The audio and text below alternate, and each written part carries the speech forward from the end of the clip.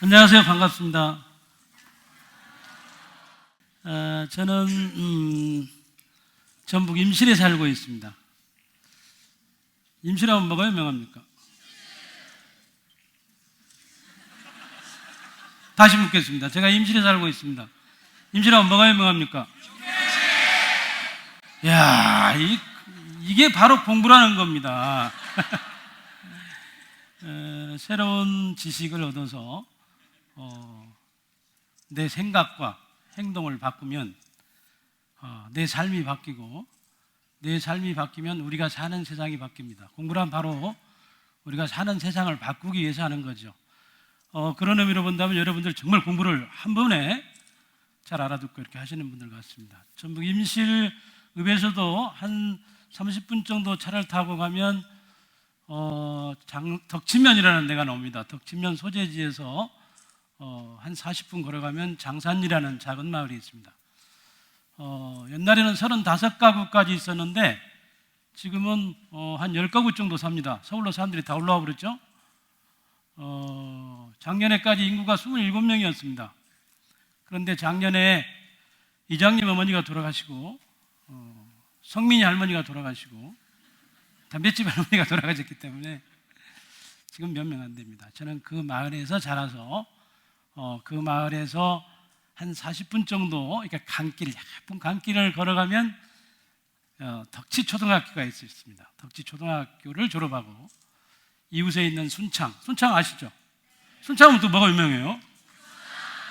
하여튼 먹을 것들은 얼른 생각을 다. 순창 중학교와 순창 농진고등학교를 졸업하고 어떻게 해서 다시 덕지초등학교 선생이 됐습니다. 선생님이 한 학교에 5년밖에 못 있기 때문에 덕지초등학교 5년 있다가 가라고 하면 이웃 학교 가서 1년 있다가 얼른 덕지초등학교로 와요. 또 갈 때가 됐잖아요. 그런데 이웃 1년 있다가 얼른 옵니다. 한 6번째 덕지초등학교 와서 그만뒀습니다. 덕지초등학교를 초등학교 6년 다녔지, 또 선생으로 몇 년 있었습니까? 30년을 있었습니다. 덕지초등학교만 36년을 다녔습니다. 하도 한 학교 오래 있다 보니까 아버지도 가르치고 아들도 가르쳤습니다. 학부형들이 항해 전화를 못해요, 저한테. 왜냐하면 학부형들이 내가 학교 다니면서 어떤 짓을 했는지를 다 알고 있어요. 2학년을 가르치면서 교육은 자기 교육이라는 생각을 했습니다. 가르치면서 동시에 배우는 게 교육이다, 그런 생각을 했죠. 그걸 배웠습니다. 아이들이 너무나 많은 것들을 가르쳐줬습니다. 매 순간 사람들은 깨닫고 뉘우치고 반성하고 그러면서 자기 자신을 고쳐가고 바꿔가는 거죠. 이게 공부인데 2학년 아이들은 저한테 너무나 많은 것들을 가르쳐줬습니다. 그 중에서 몇 가지 정리를 해보자면 정직과 진실이었습니다. 정직과 진실이 통하는 세상이 거기 있었습니다. 거기서 제가 나오기 싫었던 거죠. 정직과 진실이 통하기 때문에 진심이 통합니다. 무슨 말이냐면 마음을 주고 받을 수가 있었던 거죠. 내가 아이들을 이만큼 좋아하면 아이들은 나를 이만큼 좋아했습니다. 진심이 통하는 세상이 가장 아름다운 세상이죠. 진심이 통하기 때문에 아이들의 삶은 진지하고 진정성이 있습니다.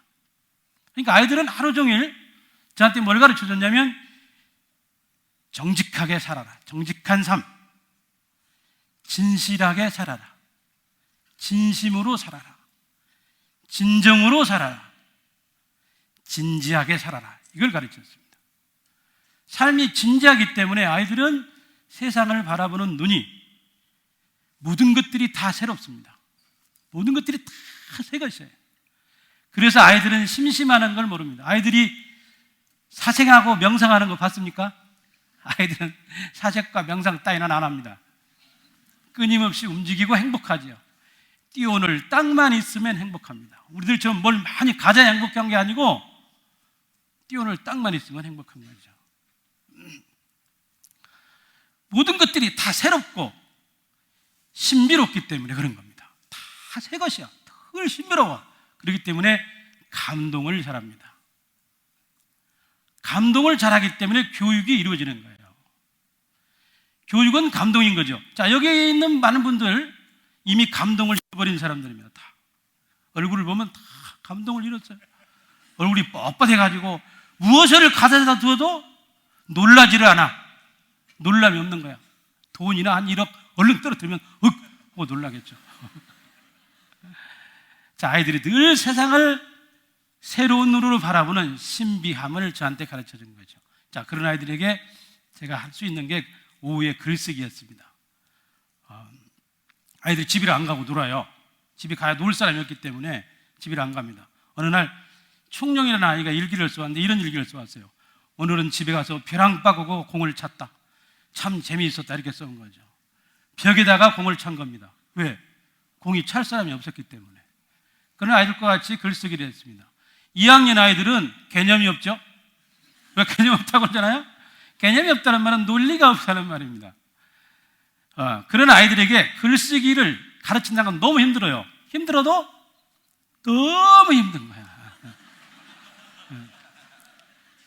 그렇기 때문에 개념이 없고 논리적이지 않기 때문에 언어가 통하지 않습니다. 정치적인 용어, 과학적인 용어, 문학적인 용어가 안 통하기 때문에 어떻게 가르쳤냐면 글을 쓰는 방법과 기술을 가르치는 게 아니고 세상을 바라보는 눈을 갖도록 해줬습니다. 그래서 우리 반이 되면 자기 나무를 정하는 거죠. 하루 중에 가장 많이 바라볼 수 있는 자기 나무를 정해서 그 나무에서 일어나는 일을 쓰게 한 겁니다. 아이들이 자기 나무를 정합니다. 정하면 물어보는 거죠. 나무 봤어라고 물어봅니다. 안 봅니다. 애들이 그렇게 말을 잘 듣나요? 네. 계속해서 물어보는 거죠. 집에 갈 때 나무 봤어라고 물어봅니다. 안 봐요. 그런데 계속해서 물어보다 보면 집에서 놀다가 자기 나무가 눈에 뜨이겠죠. 딱 보면 내일 가면 학교 가면 김용태가 또 나무 봤냐라고 물어보지 않을까? 나무를 보고 오는 겁니다. 나무 봤어? 그러면 봤어요. 그러는 거야. 네 나무가 어떻게 하고 있대? 이렇게 물어보는 거예요. 또 어떻게 하고 있는 건 안 본 거죠. 그냥 보고만 왔을 거 아니에요. 그냥 보고만 한 거예요. 이제 집에 보낼 때마다 그러는 거죠. 자, 오늘 집에 가서 나무 혹시 눈에 뜨이면 네 나무에서 어떤 일이 일어났는가를 보고 와라 그러는 거예요. 그러면 이제 애들이 집에서 놀다가 또 나무가 눈에 뜰 때가 있겠죠? 그러면 이런 생각을 하는 겁니다. 또 내일 학교 가면 김용태가 나무에서 어떤 일이 일어났느냐고 물어보지 않을까 생각하고 나무를 다시 보게 됩니다. 자, 다시 보는 순간 세상은 달라집니다. 그렇죠? 어제하고 다시 보기 때문에 세상이 달라지는 거죠. 자, 그러면 제가 또 물어보는 겁니다. 나무 봤어? 봤어요. 네 나무 어떻게 하고 있대? 제가 충룡이한테 물어봤습니다. 충룡이 이렇게 말하는 거예요. 제가 나무는요, 우리 집 앞에 있는 소나무인데요. 소나무에 새가 한 마리 앉았다가 날아가던데 이러는 거예요. 그래? 그러면 그걸 써봐. 그러는 겁니다. 그러면 쓰면 뭐가 되겠습니까? 글이 되는 거지. 무슨 시야, 시는. 시는 되게 좋아해. 읽지도 않으면서. 자, 그게 글이 되는 겁니다. 자, 그런데 어느 날 제가 경수에게 물어봤습니다. 경수야, 네 나무 봤어? 네, 어떻게 하고 있대? 경수가 이렇게 대답하는 거였습니다. 제 나무는요, 마을 앞에 있는 커다란 느티나무인데요, 아침에 학교 오면서 보니까요, 느티나무 밑에 할아버지 놀고 있었어요. 그리고요, 그 앞에는요, 시냇물이 흐르고 있었고요, 시냇물 건너는 들판이 있었는데요, 들판에서는 사람들이 모내기를 하고 있었어요. 이렇게 얘기하는 거예요. 기적이 일어난 거죠? 내가 나무만 보라고 그랬는데, 이놈이 그 옆에 걸 자세히 보게 된 거죠. 그것을 종합한 겁니다. 그러면, 그래, 그러면 그걸 써봐. 그러면 이런 글이 되는 거죠. 새로운 세계를 창조해내는 겁니다. 우리는 종합, 통합, 통속, 또 굉장한 요새 많이 사용하는 말로 하자면 융합이 되는 거죠. 저게 융합의 세상입니다. 공부란 하나를 가르쳐주면 하나를 아는 게 아닙니다. 우리는 학교에서 하나를 가르쳐주고 하나만 쓰게 합니다. 근데 공부란 하나를 가르쳐주면 열을 아는 겁니다. 하나를 자세히 보면 이것도 보이고 저것도 보이는 겁니다. 새로운 세계를 그걸로 만들어내는 거죠. 이게 창조라는 겁니다. 창조는 거기서 시작되는 겁니다. 경제에서 시작되는 게 아니고 거기서 시작되는 거죠. 보는 세대부터 시작이 되는 겁니다. 자, 그와 같이 아이들이 나무를 보기는 보는데 그냥 보는 게 아니고 관심을 가지고 자세히 보게 되는 겁니다. 자세히 보아야 그것이 무엇인지 알게 되는 거죠. 무엇인지 알아야 이해가 되는 겁니다. 이해가 되어야 그것이 내 것이 되는 거죠. 무슨 말이냐면 지식이 인격이 된다 그 말입니다. 무슨 말이냐면 인격이란 인간을 귀하고 소중하게 가꿔주는 사람이 되는 생각이 되는 거죠. 인격이란 사람을 귀하고 소중하게 가꿔주는 겁니다. 그러니까 많은 지식을 얻으면 많은 점수를 맞아서 서울대를 가는 게 아니고 많은 지식을 얻으면 훌륭한 사람이 되어 있어야 된다 그 말입니다. 누구처럼 훌륭한 사람이 되어 있어야 되냐면 김용택처럼 훌륭한 사람이 되어 있어야 되나요?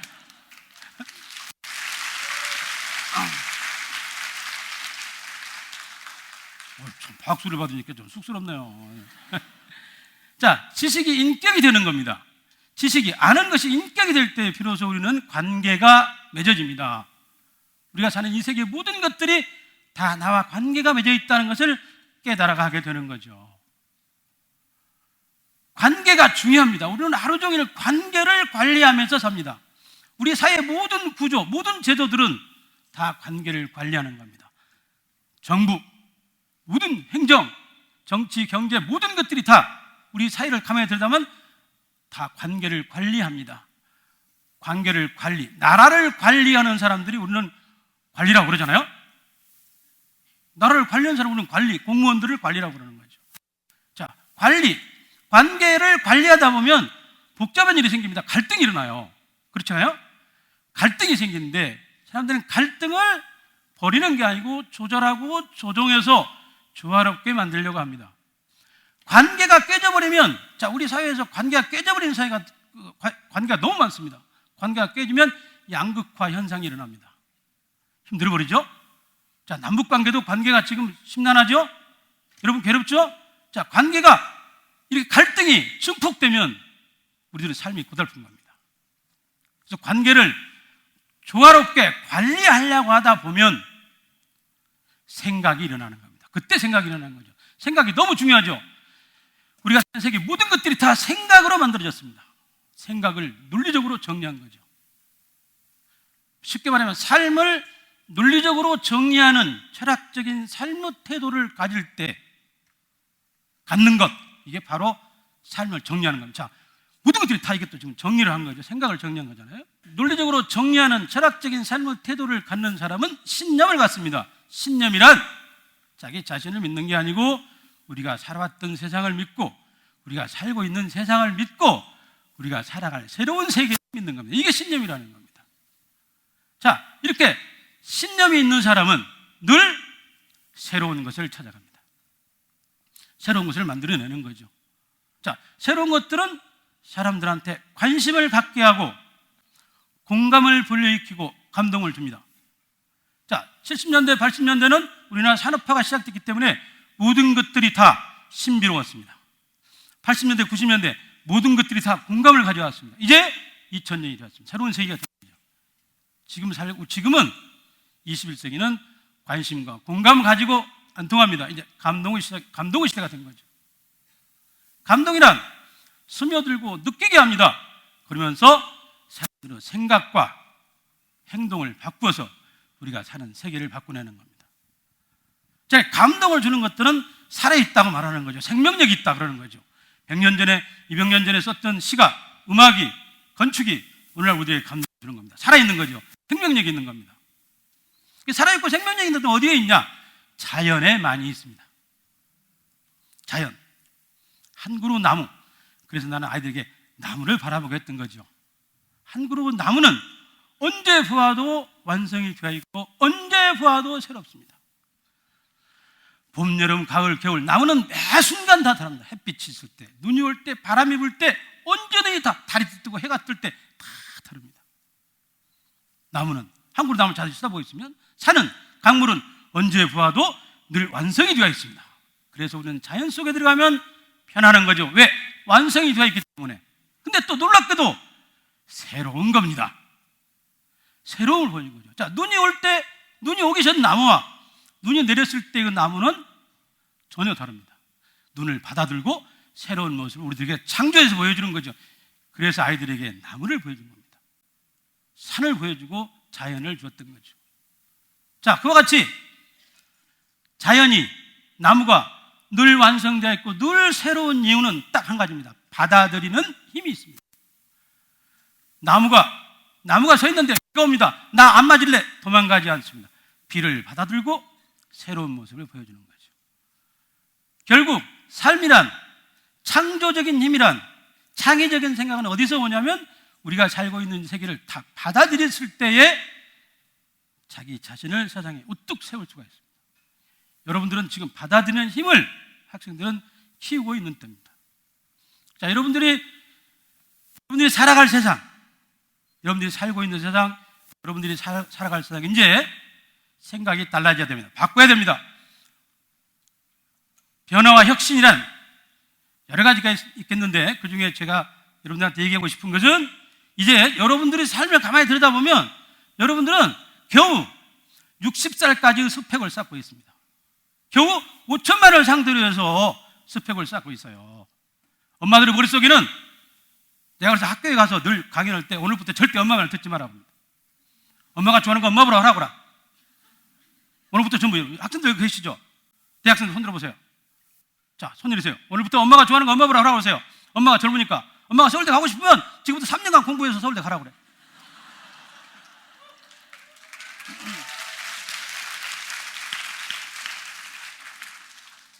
여러분들은 여러분들이 좋아하는 걸 찾아야 됩니다. 좋아하는 걸 찾는 게 공부야. 점수를 많이 맞아서 좋은 대학을 가는 게 아니고 좋아하는 걸 찾아야 됩니다. 좋아하면 열심히 하게 됩니다. 열심히 하면 잘하게 되는 거죠. 자기가 잘하면 사회에 나가서 할 일이 있습니다. 자기가 좋아하는 것을 평생 하면서 사는 삶. 이제 50살, 60살 먹어서 성공하는 삶이 아니라 70살, 80살 먹어서 성공하는 삶을 지금 여러분들이 준비할 때입니다. 그래서 자기가 좋아하는 일을 평생 하면서 살아야 행복한 삶이 되는 거죠. 행복한 삶보다 저는 어떤 생각을 갖고 있냐면 행복한 삶보다 안정된 삶. 행복하고 안정이 되어야 창의성이, 창조성이 발현됩니다. 발광을 하는 거죠. 창의성이 발현하고 발광하고 장렬하는 겁니다. 그 속에서 여러분들이 살아나갈 새로운 세계를 창조하면서 살아나가야 됩니다. 그게 여러분들이 가야 할 길이고 우리 인류가 가야 할 길이지 결코 수단과 방법을 가지 않고 돈을 많이 벌어서 출세하는 그런 삶이 아니라 행복한 삶, 안정된 삶, 자기가 좋아하는 것을 찾아서 자기가 좋아하는 일을 평생 하면서 사는 그런 삶이 창의적이고 창조적인 생각을 더욱더 키워나갈 겁니다. 감사합니다.